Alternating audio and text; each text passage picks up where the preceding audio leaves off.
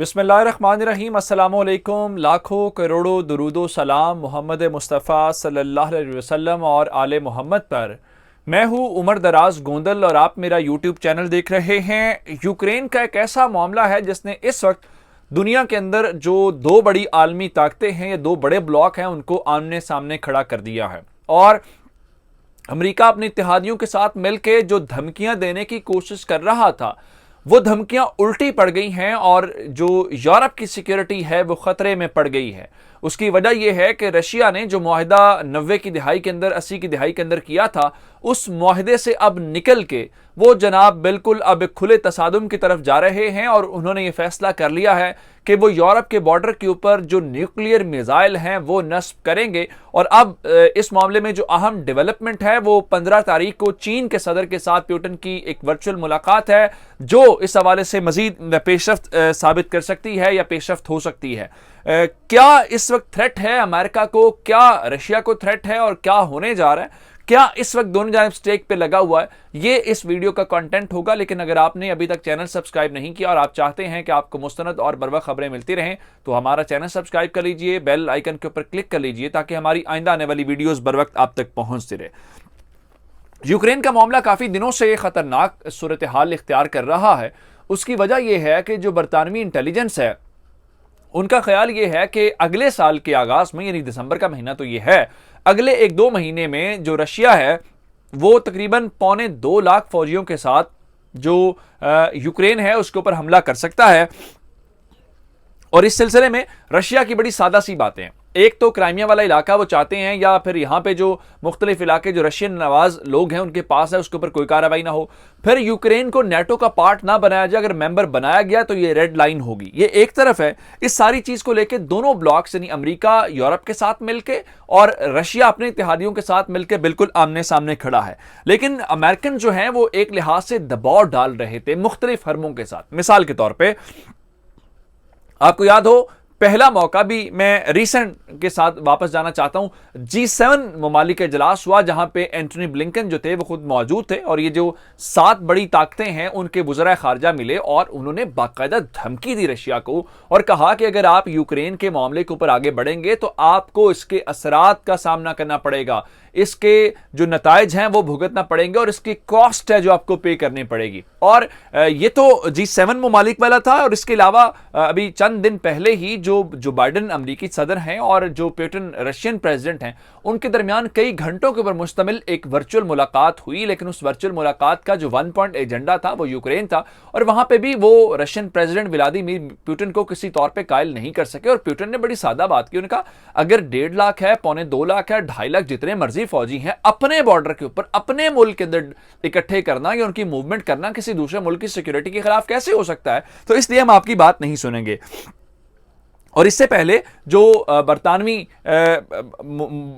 वजीर खारजा उनकी बातें भी हम सुन चुके हैं। और सरगेई लारोफ की जो अमरीकी वजीर खारजा ब्लिंकन है उसके साथ भी मुलाकात हुई और उस मुलाकात को लेकर भी यही कहा गया कि उसके अंदर भी धमकी आमेज लहजा इख्तियार किया गया। और इन सब से हटके जो अमेरिका और रशिया की अफवाज हैं उनके सरबराहों ने भी एक टेलीफोनिक गुफ्तगू की ताकि डी एस्केलेशन की तरफ बढ़ सकें। लेकिन मामला ये सुलझने की बजाय जो है वो उलझता हुआ नजर आ रहा है और रशिया इसके ऊपर कोई कंप्रोमाइज करता हुआ दिखाई नहीं दे रहा क्योंकि ख्याल ये है कि रशिया अब दोबारा से जो अपने मसल्स है वो दिखाना शुरू हो गया है अमेरिका को। और अमेरिका के लिए इम्तिहान इसलिए है क्योंकि जब पहले मामला हुआ तो अमेरिका ने यूरोप की मदद नहीं की और उसके बाद भी उन्होंने कहा कि यूरोप की अपनी फौज होनी चाहिए, नेटो एक डेड बॉडी है जिसको रशियन जो फ्रेंच प्रेसिडेंट है वो कह चुके हैं। तो अब ये एक बड़ा इम्तिहान, अमेरिका अगर सुपर पावर रहना चाहता है और अपने इन इत्तेहादियों के साथ रहना चाहता है तो ये उसके लिए रशिया ने उसको बड़े इम्तिहान के अंदर डाल दिया। अब नेटो एक बड़ा इत्तेहाद है और अगर आप नेटो की तारीख को देखें तो सिर्फ और सिर्फ बनाया ही इत्तेहाद इसलिए गया था कि जिसने जो उस वक्त की सोवियत यूनियन थी यानी जिसको आप रशिया आप कह लें उनको काउंटर करना था और यूरोप का तहफ़्फ़ुज़ बनाना था। अब उनके मुतालिक बताया गया है कि चूंकि अब उन्हें यह लग रहा है कि रशिया दोबारा से गड़बड़ करना चाहता है तो इस सारी चीज को डिफेंस को लेकर उन्होंने कुछ ऐसे काम किए हैं या कुछ ऐसी एक्टिविटीज की हैं जिसको लेकर रशियंस बहुत गुस्से में हैं। और रशियंस के मुतालिक बताया यह गया है कि उन्होंने कहा है कि वो इंटरमीडिएट जो रेंज न्यूक्लियर मिसाइल्स हैं वो मजबूर हैं डिप्लॉय करने के ऊपर, और उनके मुताबिक अगर नेटो ने रेड लाइन क्रॉस की तो इसके अलावा उनके पास कोई चारा नहीं होगा। और अब ये जो ऐलान है वो ऐलान कोई ये नहीं है कि किसी डिप्लोमेट ने ऐलान कर दिया है या कुछ अखबार का है, बल्कि जो डिप्टी वजीर खारजा हैं रूस के, उन्होंने बाकायदा एक इंटरव्यू दिया है और इस इंटरव्यू के अंदर उन्होंने पूरे एजेंडे के साथ ऑन पर्पस जो है ये बात की है कि रशिया इस चीज के लिए तैयार है, जिसका मतलब ये है कि नेटो को हमारे साथ इंगेज करना पड़ेगा। अगर आप हमारे साथ इंगेज नहीं होंगे तो इसका मतलब ये है कि आप इन चीजों के लिए तैयार हो जाएं। अब ये जो इंटरमीडिएट रेंज न्यूक्लियर मिसाइल्स हैं, ये रशिया धमकी क्यों दे रहा है और वो क्यों कह रहा है कि अगर आप कशीदगी अब आपके ऊपर है, यूरोप और नेटो के ऊपर है, क्या वो कशीदगी बढ़ाना चाहते हैं या कम करना चाहते हैं। इसकी मिसाल कुछ इस तरह से है, इसका थोड़ा सा एक बैकग्राउंड है जो आपसे शेयर करना बहुत जरूरी है। ये जो INF है या इंटरमीडिएट रेंज न्यूक्लियर मिसाइल्स हैं, इनके मुतालिक जो उस वक्त के इनके प्रेसिडेंट थे उनके दरमियान, रेगन के दरमियान, और इसके अलावा जो गोरबाचोव थे उनके दरमियान 1987 के दरमियान एक मुआहिदा हुआ था, और उस मुआहिदे के तहत ही यूरोप के अंदर इन इन इन इन इन जो इंटरमीडिएट रेंज न्यूक्लियर मिसाइल्स हैं उनके ऊपर पाबंदी लगाई गई थी कि ना ही नेटो कोई ऐसी हरकत करेगा और ना ही रशिया जो इसको करेगा। लेकिन अमेरिका ने बाद में 2019 के अंदर जाकर इस मुआहिदे से वो निकल गए, और उनका ख्याल ये था, और ये ट्रंप वाला दौर था, उनका ख्याल ये था कि रशिया चूंकि इनकी बहुत ज्यादा वायलेशंस कर रहा है तो अमेरिका को अपने आप को इस मुआहिदे के अंदर पाबंद नहीं रहना चाहिए। उनके निकलने के बाद जब रशिया भी उस पाबंदी से आजाद हो गया तो अब जनाब उसका ख्याल ये है कि अब इस चीज को लेके वो जो यूरोपियन बॉर्डर है उसके ऊपर इन शॉर्ट रेंज जो मिसाइल्स हैं उनको लेके आ रहे हैं। अब वो ऐसा क्यों कर रहे हैं? वो कहते हैं जी इनकी जो 56th आर्टिलरी कमांड है जो इस पूरे के पूरे न्यूक्लियर मिसाइल के सिस्टम को ऑपरेट करती है, उसको नेटो इंगेज कर रहा है, उसको मूव कर रहा है, जिसका मतलब ये है कि हमारे लिए थ्रेट है।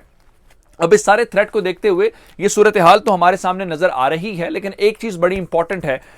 15 दिसंबर को जो रशियन प्रेसिडेंट हैं और जो चाइनीज प्रेसिडेंट हैं वो वर्चुअल मीटिंग करने जा रहे हैं। इस वर्चुअल मीटिंग को बहुत इंपॉर्टेंट देखा जा रहा है। उसकी वजह यह है कि अमेरिकन प्रेसिडेंट के साथ टॉक होने के बाद चाइनीज प्रेसिडेंट के साथ बात करना, क्योंकि जो चाइना है उसके भी यूरोप के साथ अपने मामलात हैं और यूरोप के उनके ऊपर सैंक्शन करने की कोशिश कर रहा है चाइनीज को। उनके जो मुख्तलिफ कमीशंस हैं हम वो देख रहे हैं, और अमेरिकन वो ब्लॉक के अंदर है और अमेरिकन वहां पे भी चाहता है कि चाइनीज के ऊपर पाबंदियां लगे। तो अब ये बड़ी इंपॉर्टेंट होगी कि यहां पे इधर वो यूक्रेन के मामले के ऊपर तनाजा खड़ा कर रहा है, और अगर चीन को देखें तो ताइवान के मामले के ऊपर तनाजा खड़ा कर रहा है। तो दोनों ताकतें इस वक्त अमेरिका से लड़ रही हैं और अमेरिका के दुश्मन है और ये आपस में दोस्त हैं। अब ये क्या सोल्यूशन निकालते हैं या क्या बात करते हैं ये बड़ी इंपॉर्टेंट होगी, लेकिन यूक्रेन के मामले के ऊपर यूरोप के अंदर जो है वो खतरे की घंटी है और बिल्कुल एक खुली जंग वाली कैफियत पैदा होती हुई नजर आ रही है। ये थी अब तक की अपडेट्स। मुझे उमर दराज गोंदल को फेसबुक, ट्विटर, इंस्टाग्राम के ऊपर फॉलो कर सकते हैं। मेरा यूट्यूब चैनल सब्सक्राइब कीजिएगा। आपकी इस बातों का बहुत शुक्रिया। खुदा हाफिज।